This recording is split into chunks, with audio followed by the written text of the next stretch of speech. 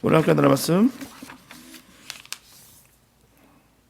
역대상 15장 11절부터 15절 말씀입니다. 역대상 15장 11절에서 15절입니다.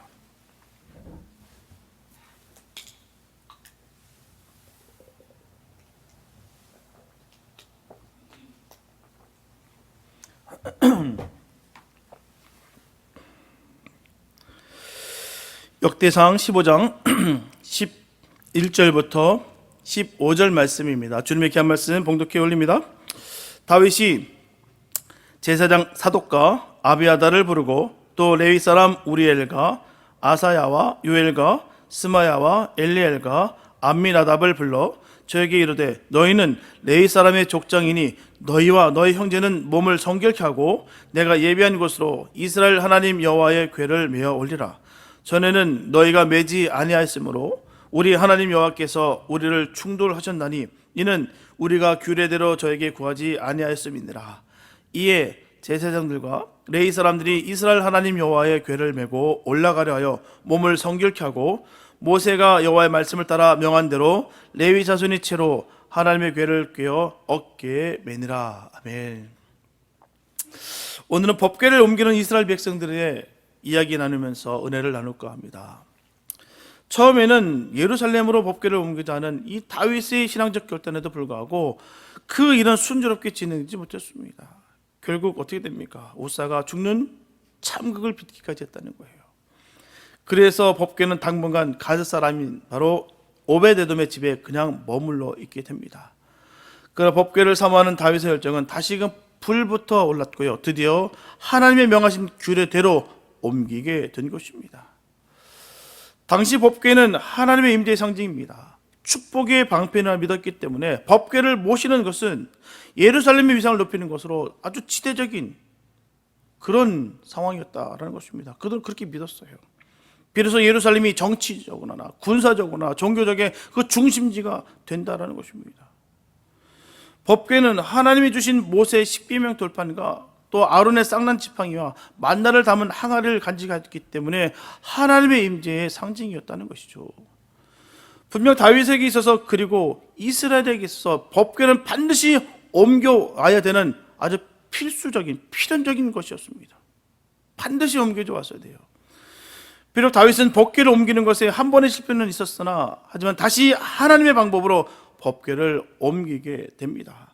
이것은 우리에게 하나님께서는 오직 하나님의 방법으로 영광 받으시기 원하신다는 사실을 분명히 우리에게 말씀해 주고 계시는 거예요. 우리 뜻대로 우리의 방식대로 우리가 원하는 대로가 아니라 하나님 뜻대로 하나님 원하시는 대로 그 영광 받으시기 원하신다는 것이죠.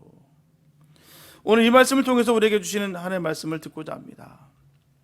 분명 성전은 하나님의 임재를 의미하고 교회의 소재를 확증합니다.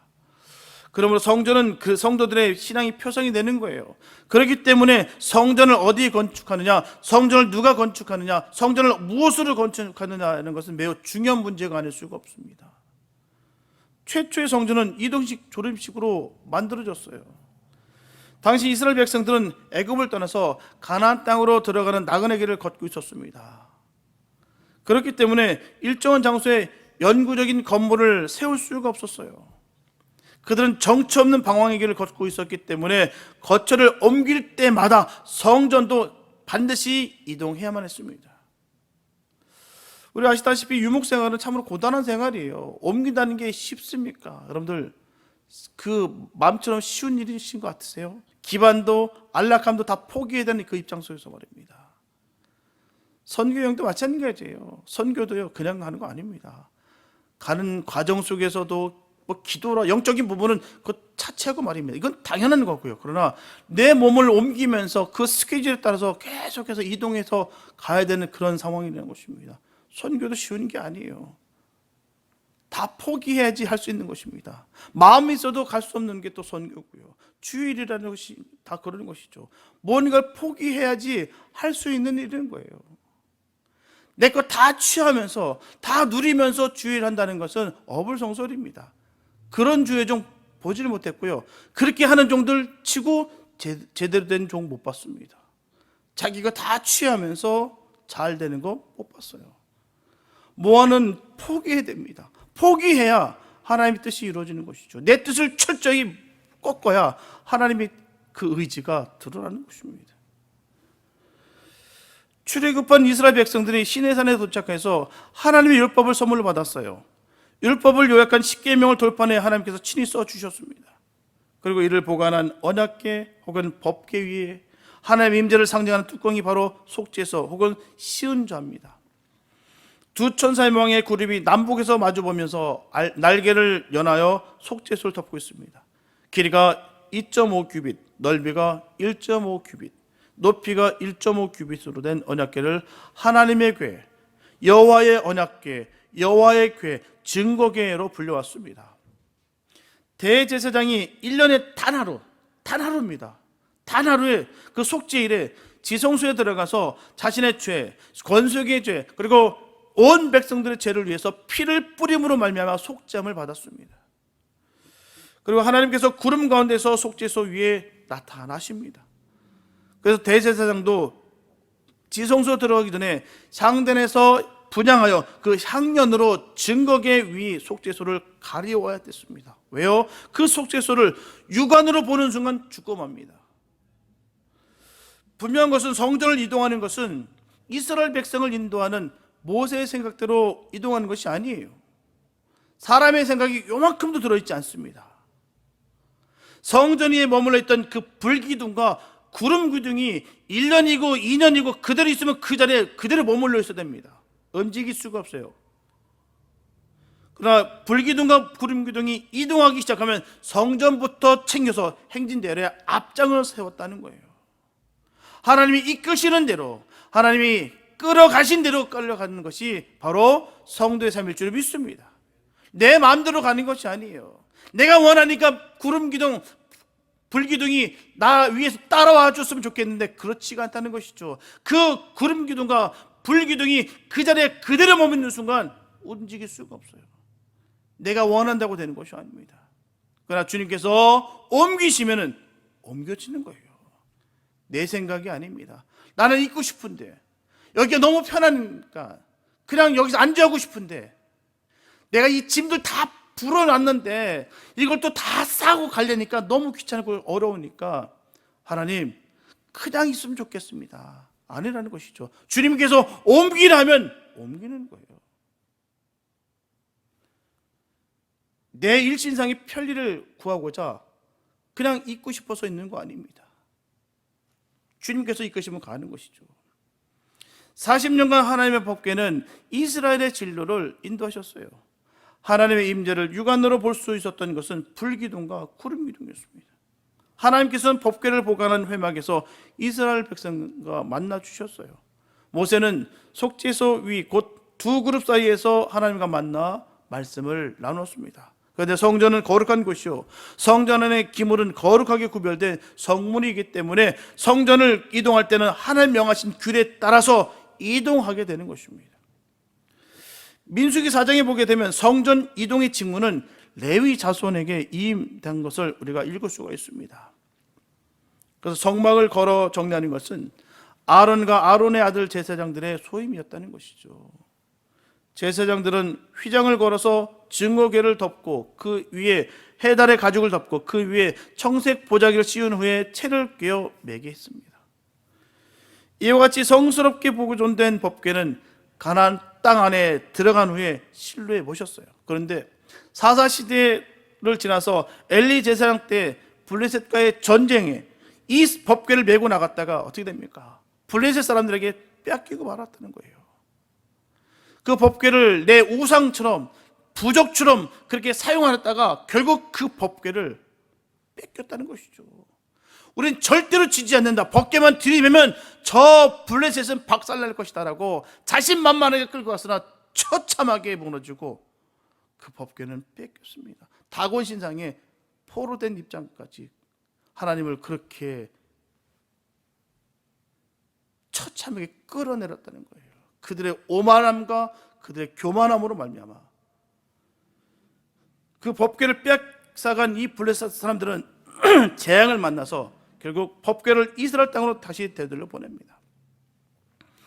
블레셋 사람들이 법궤를 되돌려 보낼 때 새끼 가진 전나는 소 2마리에 수레를 메다가 그 수레에 법궤를 실어 벳세메스로 보냅니다.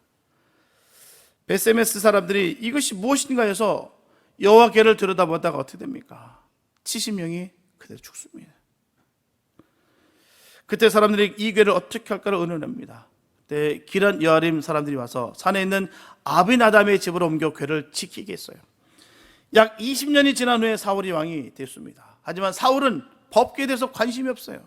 내 자리, 그 왕의 자리에 급급했고 그 질투와 그 미움으로 그 얼룩져서 진정 주님께서 원하시는 바를 전혀 캐치하지 못하고 법궤가 어찌됐든 주의 일이 어찌됐든 주의 영광이 어찌됐든 상관없습니다. 나의 명예와 나의 욕심을 채우기에 급급했다는 것이죠. 아무런 관심이 없었습니다. 그리고 사울이 죽고 다윗이 왕이 된 지 10년쯤, 약 법궤가 블레셋에서 돌아온 지 70년 후에 다윗은 꿈에도 그리던 하나님의 법궤를 다윗성으로 옮겨와야겠다는 생각을 하게 됩니다. 그래서 다윗은 천부장과 백부장과 모든 장수들과 의논하게 돼요. 그런 다음에 제사장들과 레위 사람들을 불러 모았어요. 애굽의 시을 시내에서 하맛 어기까지 3만 명의 백성들을 동원했습니다. 그들은 기란 여아림으로 가서 아비나답 집에 있는 그 법궤를 끌어내왔습니다. 법궤를 새 수레에 싣고 아비나답의 아들 바로 우사와 아효로 하여금 수레를 몰게 했습니다. 백성들은 기뻐 뛰며 노래했어요. 수금과 비파, 소고와 재금과 나팔을 불었습니다. 축제였어요. 이보다 더 귀한 복된 축복이 없었습니다. 그런데 수레가 기돈의 타작마당에서 이르렀을 때 소들이 갑자기 날뜁니다. 그때 수레를 몰고 있었던 우사가 손을 펴서 그 궤를 딱 붙들은 순간 그 우사는 직사했어요. 지금까지 즐거웠던 분위기는 순식간에 깨지게 됐습니다. 초상집이 돼버렸던 거예요. 그토록 분위기가 좋았는데, 그토록 기뻤는데, 즐거웠었는데 순간 모든 분위기가 깨져버렸어요. 모든 백성들은 슬픔에 잠겼습니다. 뿐만 아니라 다윗도 겁을 먹게 됐어요. 무엇이 잘못됐을까? 내가 무엇을 잘못했을까? 내가 어찌 하나님 궤를 내 곳으로 옮겨올 수 있을까? 어디로 모실까? 혹시 나의 죄 때문에 이런 것은 아닌가? 수많은 그런 고심을 갖게 됐다는 것이죠. 그래서 가드 사람 오벳에돔의 집으로 모셨습니다. 그렇다면 왜 이런 불상사가 생겼을까요? 하나님의 궤를 어깨에 매지 않고 수레에 실었기 때문이에요. 수레에 실은 이유는요, 블레셋 사람들이 법궤를 수레에 실어 보낸 것으로 기억했기 때문입니다. 아, 그들이 보니까 법궤를 저렇게 수레에다 싣고 오니까 금방 오더라. 얼마나 효율적으로 많은 사람들이 동원되지 않고 그렇게 마법만 있으면 된다. 얼마나 효율적인가. 그렇게 그 모습을 보고 기억했다는 것이죠. 블레셋 사람들은요, 법궤를 수레에 실어 보냈는데도 불구하고 별일이 없었습니다. 아무 일이 없었어요. 왜요? 그들은 하나님을 모르고 율법을 알지 못하는 사람들이었기 때문에 별일이 생긴 것이 아닙니다. 세상 사람인 거예요. 하나님과 전혀 상관없는 사람입니다. 그러나 이스라엘 사람들은 달라요. 하나님을 알고 율법을 아는 거로 블레셋 사람같이 해서는 결코 안 됐다는 것입니다. 불신자들의 잘됨을 부러울 이유가 전혀 없어요. 다 승승장구하는 것 같고 세상의 명예를 높이는 것 같고 그 부와 그 엄청난 그 혜택을 누리는 것 같으나 그들은 주님과 전혀 상관없는 사람들이에요. 결과가 다릅니다. 결과가 다르기 때문에 우리는 세상 사람들과 똑같은 방식으로 살 수가 없다는 것이죠. 내가 영생을 포기한다면 세상 사람들과 똑같이 살아도 괜찮습니다. 왜요? 영생을 포기했기 때문에 내 일신상의 편리를 추구해도 괜찮아요. 왜요? 세상 사람들이기 때문에, 나는 세상 사람으로 돌아갔기 때문에, 영생을 포기했기 때문에 그래도 됩니다. 그러나 우리는 결단코 그럴 수가 없다는 것이죠. 세상에 그 수많은 걸 다 가졌다 할지라도 주님 안 계시면 아무 소용 없습니다. 가장 불쌍한 중에 불쌍한 거예요. 많이 가졌다 덜 가졌다의 문제가 아닙니다. 많이 가졌다 할지라도 주님 없으면 불쌍한 거고요. 아무것도 없다 할지라도 주님 없어도 불쌍한 거예요. 분명하게 율법의 법궤는 반드시 레위 자손이 어깨에 매라고 되어 있습니다.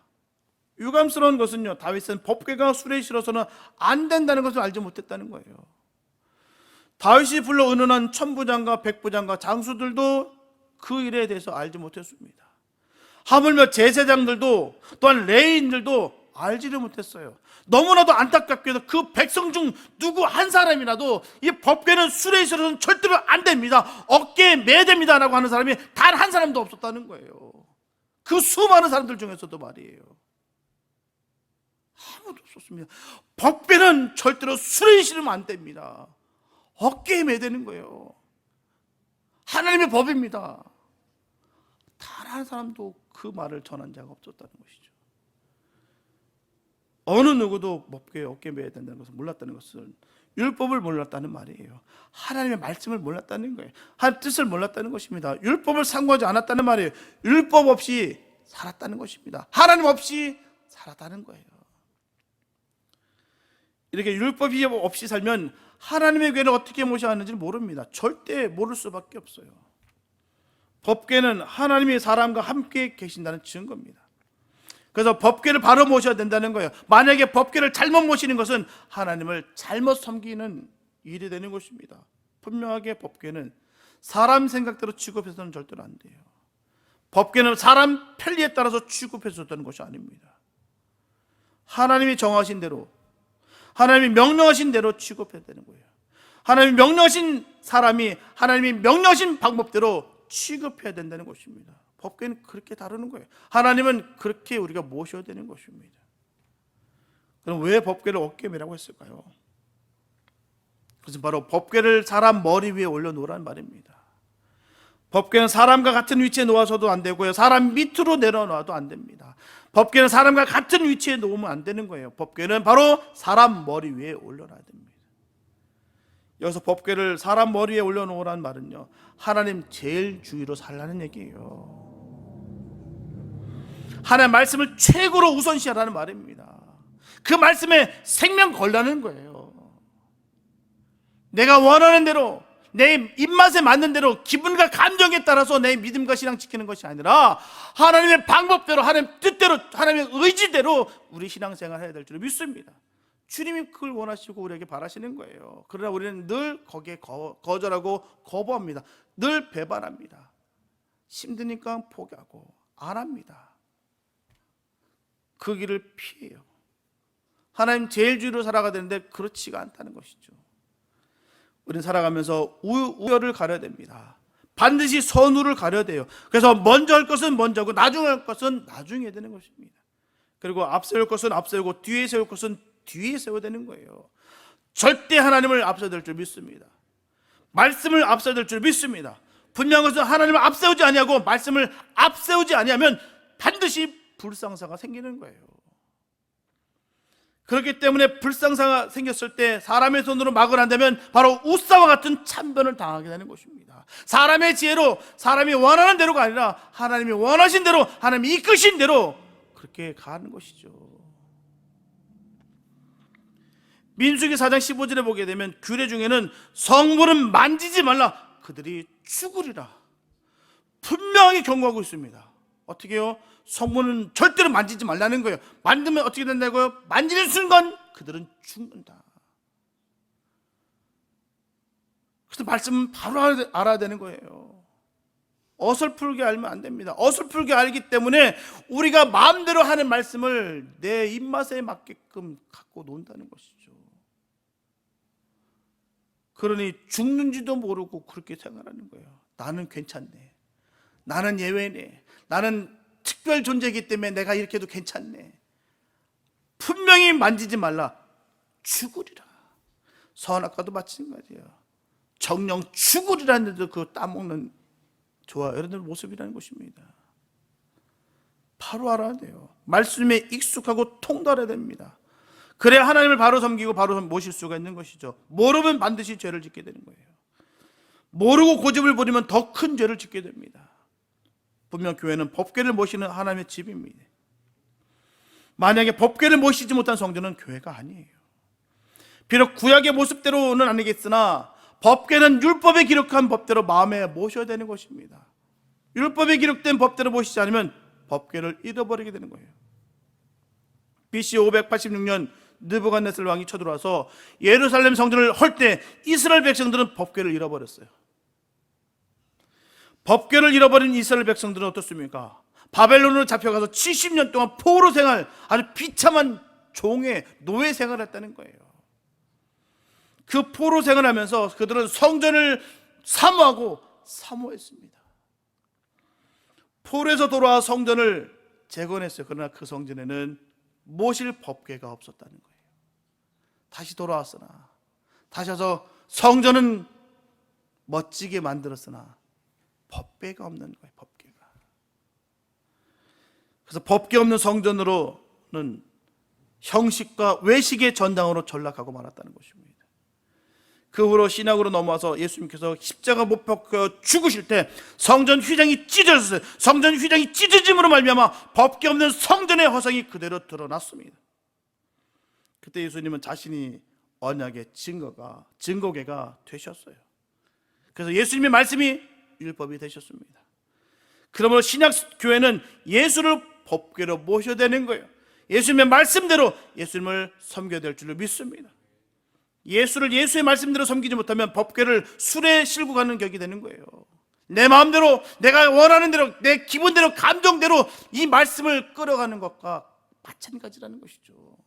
분명히 우리에게 주신 말씀이 바로 새겨져 있는데도 불구하고 내 멋대로, 내가 원하는 대로 함부로 그렇게 함으로 인해서 영생을 빼앗기는 경우가 얼마나 많은지 몰라요. 예수를 믿는다고 입으로는 구하나 그 안엔 예수가 없어요. 악과 독만 꽉 차 있고 어둠의 권세가 꽉 잡혀 있는데도 불구하고 스스로는 모른다는 거예요. 빼앗겼는데도 불구하고. 오늘날 현대교회는 예수를 모신다고 하면서 제 마음대로 제 세상 법대로 모시는 교회가 허다하다는 것입니다. 그런 교회는 또다시 법궤를 잃어버린 비극을 맛보게 될 거예요. 다시 본문으로 돌아오면 다윗이 하나님의 궤를 다윗성으로 모셔오는 일에 실패했을 때 그 원인이 무엇인가를 알아냈습니다. 법궤는 레위 족속 중 그 자손이 어깨에 메고 운반해야 한다는 것을 그제서야 알았다는 거예요. 사람이 죽어나야 그때서 알았다는 거예요. 역대상 13장 1절에 보면 다윗이 천부장과 백부장 곧 모든 지휘관과 더불어 의논하라고 전하고 있습니다. 하나님의 궤를 옮겨오는 데 있어서 군대 지휘관들과 의논하는 것은 필요 없는 일입니다. 그들과 이런 일을 고할 필요가 없다는 거예요. 서로 상의할 이유가 전혀 없습니다. 하나님의 궤를 옮겨오는 데 있어서 군대 지휘관과 의논할 이유가 없다는 거예요. 다윗이 그 문제를 천부장과 백부장 등 군 지휘관들과 더불어 의논하는 것이 잘못됐다는 것입니다. 근데 처음 하나님의 궤를 옮겨오는 데 있어서 다윗이 잘못한 일을 역대기 기자는 분명하게 기록하고 있습니다. 부끄러운 부분인데 삭제하지 않고 그대로 기록되어 있다는 거예요. 이것은 오늘 본문 11절 첫머리에서 다윗이 제사장 사독과 아비아달을 부르고 또 레위 사람 우리엘과 아사야와 요엘과 스마야와 엘리엘과 암미나답을 불러 저에게 이르되 한 말을 준비한 것입니다. 그 말을 하기 위해서 그 말을 준비했다는 것이죠. 이 말은 다윗이 두 번째로 하나님의 궤를 옮길 때는 바르게 했음을 강조하기 위한 거예요. 내가 처음에는 실패했으나 내가 이제는 돌이켜 하나님의 방법대로 한다. 처음처럼 천부장과 백부장 등 군 지휘관들과 더불어 의논하지 아니하고 제사장들과 레위 사람들을 불러다 그들과 하나님의 궤를 옮기는 일을 의논했다는 거예요. 처음에는 그렇게 하지 않아서 실패했고 두 번째는 그렇게 해서 성공했음을 말하라는 것이죠. 내가 그때는 잘못된 선택함으로 말미암아 그 하나님 큰 기업을 내가 손상시켰다. 그러나 회복해서 하나님 뜻에 맞게 했더니 내가 성공했다. 역대기 기자는 기록된 역사적 사실을 그저 단순히 반복해서 쓰지 않고 쓰라린 실패의 역사를 반성하며 쓰는 거예요. 마찬가지입니다. 세상 지혜보다 더 귀한 것은 영적인 지혜입니다. 영적인 흐름 속에서 영적인 사람들과 함께 뜻을 구하고 주의 일을 감당해 나가는 것이죠. 세상의 지혜들을 구하면 많습니다. 돈 주고 사올 수 있어요. 프로페셔널 많아요. 프로들 짱짱합니다. 그러나 교회는 그게 아니에요. 하나님의 말씀 가운데 하나님의 음성을 듣고 주의 은혜에 감동한 그들과 함께 주의 뜻을 이루는 것이죠. 바로 전하고 있는 거예요. 세상 지혜로 합리적인, 군인들 보십시오. 직권명령이에요. 합리적인 생각만 합니다. 그러니 박기가 나오고 거기다 수레에다가 법궤를 실을 생각을 하죠. 그러니 얼마나 합리적고 시간 싸움에서 이기는 거 아니겠습니까? 세상은 시간 싸움이에요. 스피드입니다. 우리는 속도도 중요하나 방향이 더 중요한 거예요. 어떤 방향을 가야 되느냐, 마찬가지라는 거죠. 하나님께서 주시는 그 감동으로, 하나님께서 주신 그 말씀으로 우리가 그 일을 해 나가는 것이죠. 이 다윗의 실패 이유와 성공의 열쇠가 무엇인지를 분명히 가르치러 오늘 본문은 우리에게 전하고 있는 것입니다. 우리는 여기서 다윗이 제사장들과 레위 사람들을 불러 한 말이 무엇인지를 눈여겨볼 필요가 있어요. 본문 13절을 보게 되면 전에는 너희가 매지 아니하였으므로 우리 하나님 여호와께서 우리를 충돌하셨나니 이는 우리가 규례대로 저에게 구하지 아니하였음이니라. 지금 다윗이 여호와의 법궤를 옮기는 2차 시기에서 1차 시기 때 실패 원인이 본문 13절에 그대로 나와 있어요. 여호와의 법궤는 이동할 때 레위 지파 제사장들이 어깨에 매게 되어 있습니다. 그런데 1차 시기 때는 새 수레에다가 여호와의 법궤를 실어서 운반했어요. 이렇게 된 이유는 하나님이 정하신 방법대로 하지 않았기 때문이에요. 레위 지파가 어깨 메고 이동하라는 율법을 지키지 않았을 때 하나님의 법궤는 무서운 재앙 덩어리가 되었다는 것이죠. 그래서 그 당시에 다윗을 비롯한 모든 사람들이 법궤가 두려워서 가져오지 못하고 오베데돔이라는 사람 집에 그냥 놔두고 오게 된 거예요. 그 후로 다윗은 실패의 원인을 분석해서 그리고 다윗은 회개하게 됩니다. 본문 12절에 보면 저에게 이르되 너희는 레위 사람의 족장이니 너희와 너희 형제는 몸을 성결케 하고 내가 예배한 곳으로 이스라엘 하나님 여호와의 궤를 메어 올리라 말씀하고 있습니다. 다윗은 하나님의 율법에서 원인을 찾았어요. 그래서 이제는 두 번 다시 실패하지 않기 위해서 여호와의 율법을 잘 지키면서 이 법궤를 운반하는 것을 볼 수가 있다는 것이죠. 그리고 그날 법궤가 오베데돔의 집에 석 달 있는 동안에 오베데돔 집과 그 모든 소유에서 하나님의 복을 주셨다는 그 소식을 듣게 됩니다. 그래서 다윗은 용기를 내어 법궤를 법대로 모셔올 계획을 세웠어요. 사람이 과거에 실패해서 교훈을 얻지 못한다면 어떻게 할까요? 사람은 발전 없습니다. 과거의 실패는 여러분들의 인생을 포기하는 뜻이 아니에요. 그것을 통해서 더 발전하라고 하는 하나님의 뜻이 있다는 것입니다. 실패가 나쁜 것만은 아니에요. 그 일을 통해서 새롭게 변화되는 것이죠. 그 안에서 건져되는 것이에요. 과거의 실패를 통해서 더더욱 견고해지는 것이고 완전해지는 방향으로 나아가는 것입니다. 그래야 우리 인생이 더욱 성숙해지는 것이고 온전해지는 것이에요. 실패하면 나는 안 돼. 나라는 존재는 늘 내가 이 모양 이 꼴이지. 그러면 그렇지. 늘 이렇게 고백하시는 분들을 그 입술의 고백 속에서 주님 은혜에서 나는 할 수 없으나 주님께서 하실 수 있다. 나를 이끄신다. 그 믿음이 있기를 축복합니다. 믿음의 고백하시기를 축복합니다. 내 입술의 고백 속에서 그대로 심어진 대로 되는 거예요. 얼마나 무서운데요. 믿는 자들의 고백이 얼마나 무서운데요. 왜요? 우리는 나만의 삶이 아니라 예수와 함께 사는 삶이에요. 우리 주님께서 우리를 이루십니다. 우리는 선포하면 되는 거예요. 실패했다고 해서 부끄러울 것이 아니라 실패를 통해서 하나님의 뜻을 깨닫는 것이죠. 더욱더 견고해지시기 바랍니다. 더욱 성숙해지시기 바랍니다. 더 온전해지는 역사가 있기를 바랍니다. 먼저 레위 자손의 종족대로 법궤를 맬 사람들을 선발했어요. 그앗 자손 중에 120명, 무라리 자손 중에 220명, 게르솜 자손 중에 130명, 이외 종족에서 선발한 사람이 도합 862명을 선출하게 됩니다. 대제사장으로 사독과 아비아달을 앞세우게 됩니다. 율법에 기록한 대로 제사장들이 성전 기물을 정리하게 됐어요. 그리고 레위 사람들은 성물에 손을 대지 못하게 했습니다. 또한 제사장들이 채로 깨어놓은 기물을 레위인들로 하여금 어깨에 매게 했습니다. 전에는 서둘렀으나 이번에는 결코 서두르지 않았어요.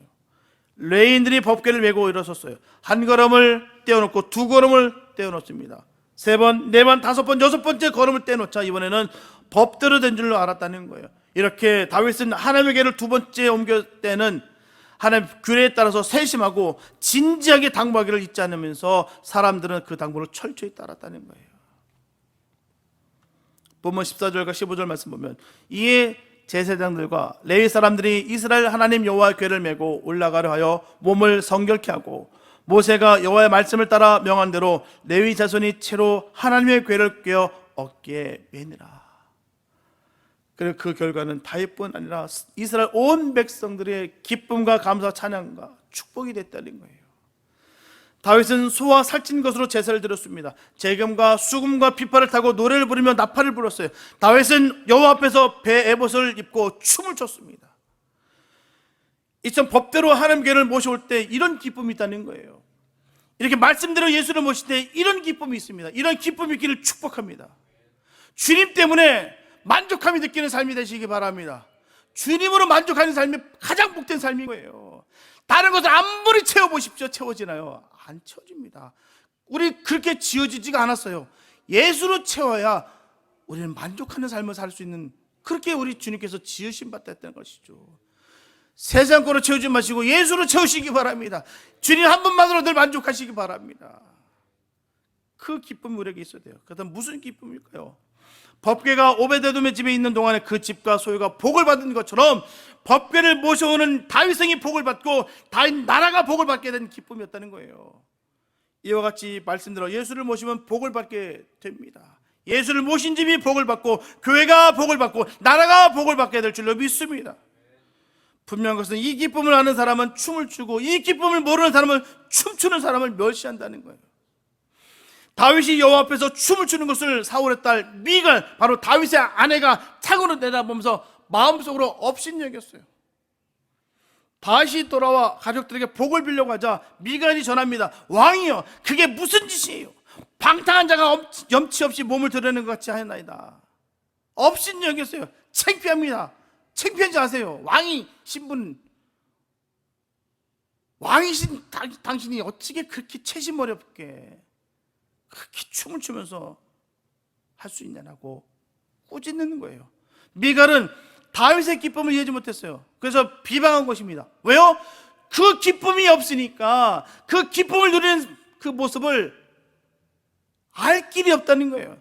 영적인 그 기쁨을 맛본 사람들은 그 영적인 기쁨이 얼마나 좋은지 압니다. 그러나 그 영적인 기쁨을 깨닫지 못한 자들은 그 아무리 설명해도 그 말씀을 몰라요. 왜 기쁜지도 모르고 왜 승리의 그 감격을 누리는지도 모릅니다. 모르니까요. 모르니까 비방하는 거예요. 채심머리 없이 저게 뭐냐, 왕이. 그래서 미가는 어떻습니까? 죽는 날까지 복을 받지 못했습니다. 저분들은 법궤를 모심으로 말미암아 기뻐 춤추는 사람 되시기 바랍니다. 예수 모심으로 기뻐 춤추는 사람 되시기 바랍니다. 이스라엘 백성은 두 가지 면에서 법궤를 잘못 모셨어요. 왜요? 한 가지는 법궤를 방치한 것이었다는 것이죠. 다른 한 가지는 세상 법대로 법궤를 모시라는 것이었다는 것이죠. 그러다가 어떻게 됩니까? 하나님의 징계와 채찍을 받고 종래는 법궤를 잃어버리게 됐어요. 우리는 그런 삶 살지 않기를 바랍니다. 주님을 꼭 모시기 바랍니다. 주님과 함께 보는 말미암아 기쁨이 넘치기 바랍니다. 주님의 주신 능력으로 늘 살아가는 그 복된 삶이 되시기 예수의 이름으로 축복합니다. 사랑하는 성도 여러분, 우리는 법궤를 대신하는 예수를 바로 보시고 있는지 생각해 봐야 됩니다. 예수를 방관하고 있는지 돌이켜 보시기 바랍니다. 예수를 세상 법대로 섬기려 하고 있는지 점검하시기 바랍니다. 거기에 회복이 있고 치유가 있으며 거기에 희망과 위로를 찾을 수 있을 거예요. 모든 것이 불가능해 볼 때는 전능하신 하나님을 만날 기회입니다. 내가 다 잃어버렸다, 깜깜하다, 어둡다, 한 치 앞도 보이지 않는다, 답답하다, 그때 주님 만날 시간입니다. 주님 만나시기 바랍니다. 그거는 주님을 만나 해결받을 수 있어요. 내가 아무리 정신을 차리고 아무리 내가 세상적인 지혜를 구한다 할지라도 얻지 못합니다. 그러나 주님이 날 만나주시면 됩니다. 주님 만나시기 바랍니다. 환영하시기 바랍니다. 앞이 완전히 깜깜할 때가 참빛이신 바로 하나님을 볼 수 있을 때입니다. 모든 것이 무너져 내릴 때야말로 하나님, 영원하신 그 진리 하나님을 발견할 때인 거예요. 길은 오직 주님이에요. 하나님이다. 다른 것 없어요. 오직 주님이 복된 진리의 길이시십니다. 주님을 온전히 믿으시고 주님의 그 나라가 우리 안에 거하게 되시고 예수 이름으로 축복합니다. 주님을 환영하시고 주님께서 주신 그 만족함과 기쁨으로 늘 춤추며 기뻐 날뛰는 기쁨을 함께 할 수 있는 복된 삶이 되시길 축복합니다. 그래서 저와 여러분들은 법궤를 어깨에 매든 예수를 머리 위로 높여 섬기는 복된 성도들이 다 되시기를 예수 이름으로 축원합니다. 기도합니다.